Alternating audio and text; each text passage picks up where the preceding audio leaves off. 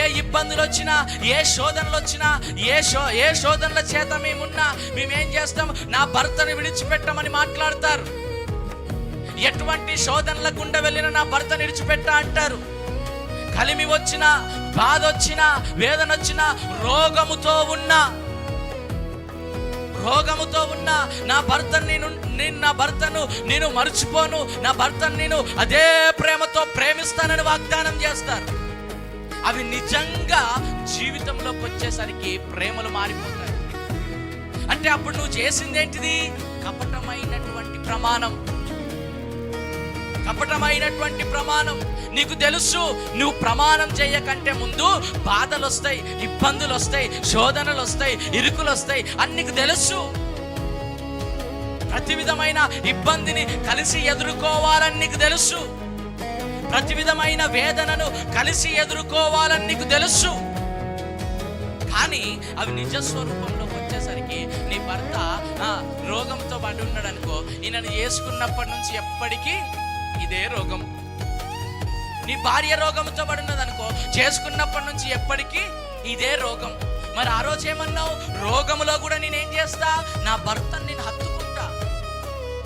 రోగంలో కూడా నేనేం చేస్తా? నా భర్తను నేను చేరదీసుకుంటా. రోగంలో కూడా నేనేం చేస్తా? నా భర్తను నేను మంచిగా చూసుకుంటా అని ఆ రోజు చేసిన ప్రమాణము ఈ రోజు నీ భర్త రోగంతో పండుకోగానే నీ జీవితంలో ఆ ప్రమాణమును మర్చిపోయినావు నువ్వు. హల్లెలూయా. అందుకే ఇక్కడ రాయబడిన మాట ఏంటి తెలుసా? తన అట్టి స్త్రీ తన యవ్వన కాలపు ప్రియుణ్ణి విడుచుచున్నది. ఎవరు విడుస్తున్నారంట? యవ్వన కాలపు ప్రియుణ్ణి.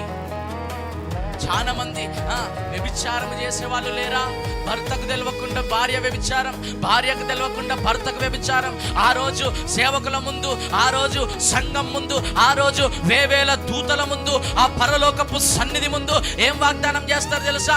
నా శరీరముతో నా భర్తను గణపరుస్తా, నా శరీరముతో నా భార్యను గణపరుస్తా అని చెప్పిన వారు ఈరోజు వ్యభిచారపు తంతులో, వ్యభిచారపు ఆలోచనలో వ్యభిచారము చేసేవారు లేరా? వ్యభిచారము చేస్తున్న వాళ్ళు లేరా? ఆ రోజు నువ్వు ఏమని ప్రమాణం చేసినావు? నేను ఈ శరీరముతో నా భర్తను మాత్రమే గణపరుస్తానన్నావు. మరి చేసుకున్న 6 నెలల దాకా నీ భర్తను గణపరిచినావు, తరువాత ఇంకొకరిని గణపరచడానికి నీ శరీరం ఇచ్చినావు. కపటమైన ప్రమాణం కాదా ఇది? కపటముగా చేసే ప్రమాణం కాదా? అనవసరమైనటువంటి ప్రమాణం కాదా? ఇది వ్యర్థమైన ప్రమాణము కాదా? నువ్వు పరలోక రాజ్యంలో ఉంటావా? ఒక మాట నువ్వు గుర్తుపెట్టుకో.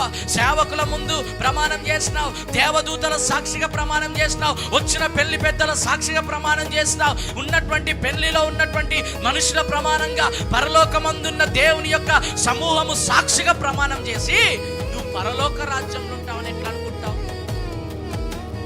హల్లెలూయా. నువ్వు పరలోకంలో ఉండడానికి వీలు లేదంటాడు దేవుడు. భార్యకు తెలవకుండా భర్తకు తెలవకుండా భార్య వ్యభిచారం చేసే వాళ్ళు ఉన్నారు. మందిరాలకు వస్తారు, ప్రార్థన చేస్తారు, కన్నీటితో ప్రార్థన చేస్తారు, ఉపవాసాలు ఉంటారు, కానీ ఆ వ్యభిచారం మాత్రం ఆపిపోయారు. ఇంకా హల్లెలూయా. నా భర్తకు నేను నమ్మకంగా ఉంటానంటావు, నమ్మకంగా ఏడుంటావు? నా ప్రియ సఖివే, నాలో భాగస్వామివై యేసును వెంబడించు సహవాసివై.